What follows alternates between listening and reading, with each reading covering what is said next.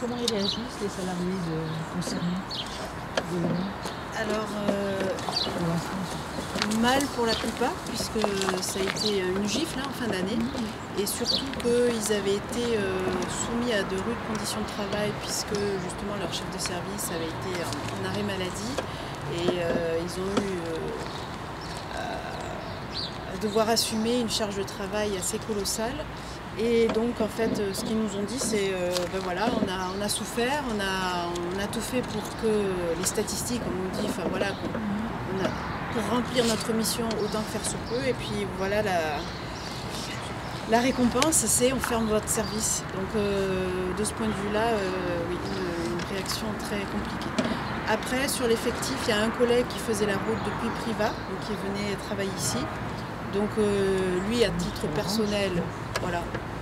Oui, ça l'arrange, on va le dire comme ça, encore que. Mais globalement, c'est ce qui ressort.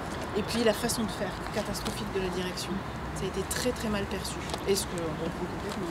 Ça l'arrange parce qu'aujourd'hui c'est lui qui occupe le siège, mais au départ il y a 7 postes de travail ici. Si les 7 postes de travail ils partent à Privas, vous avez aussi des personnes qui travaillent ici. Oui, c'est le contraire. Pour les 6 autres, c'est oui, voilà. Après, il y a toujours des effets d'aubaine. Et les restes, est-ce qu'un mouvement social mijote un peu là avec les collègues quoi? C'est trop tard. En fait, c'est déjà les gens ont été pris de vitesse et on les met un peu devant le fait accompli. Oui, c'est ce qu'on déplore aussi, c'est-à-dire qu'à un moment donné, on leur dit ça va se faire, mais sans être sûr, puisque voilà, juridiquement justement il y a un flou, est-ce que c'est possible, voilà. Donc la directrice a ce projet et voilà, elle le fait passer en force, mais ils se disent toujours bon, peut-être que ça va pas se faire.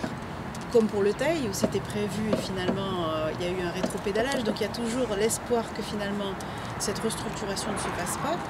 Et puis on les met devant le fait accompli et en présumant en plus de leur choix, c'est-à-dire que la direction nous a dit oui mais un tel il a prévu de faire ça, et quand vous allez vous en discuter avec les collègues, absolument pas, il n'y a pas eu cette discussion, il n'y a pas eu, donc c'est un petit peu faussé, c'est vraiment très malsain, et les collègues voilà, ils ont eu plutôt un petit peu le souffle coupé de cette décision parce qu'ils ne s'y attendaient pas du tout, que voilà, il y a eu un sentiment de colère certes, et puis voilà, le sentiment d'avoir été traité avec mépris.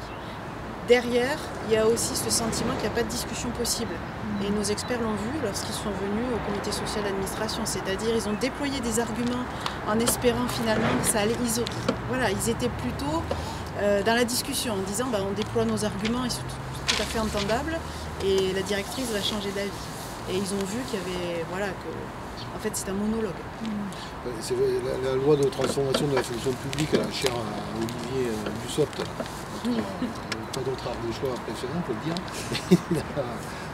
Il a fait aussi casser beaucoup de règles de gestion à la DGFiP.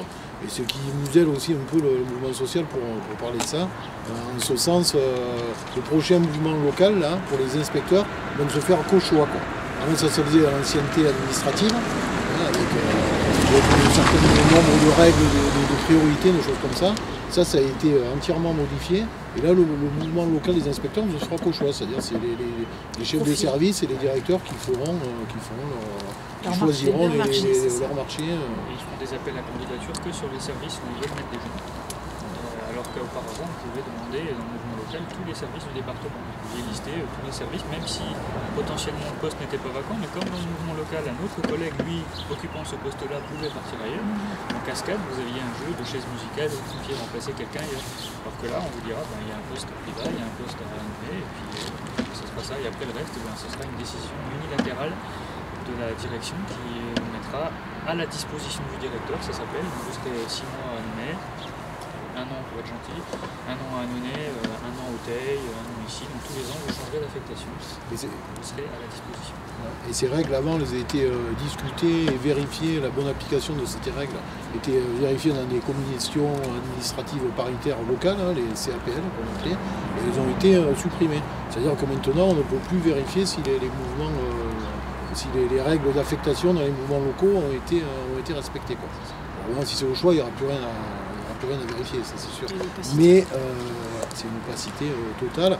Alors c'est vrai que certains agents et agentes, notamment les inspecteurs et les inspectrices, peut-être se disent si je suis trop indicatif ou si je m'ouvre trop pour mon poste au choix, ça ne sera pas très bien vu. Donc c'est une manière aussi de museler un peu On commence par les inspecteurs cette année, mais les années à venir, il n'est pas interdit de penser que ce sera généralisé à tous les agents. Donc les cadres B, cadres C, mouvement local, ça pourra bientôt être plus que l'appel à candidature. Et ce sera même toute l'année au fil de l'eau. Alors là, on a un mouvement local au 1er septembre.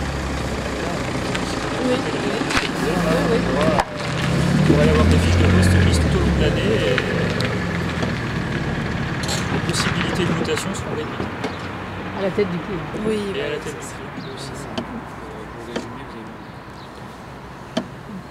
avez vu. Eh bien, elle est bien barrée.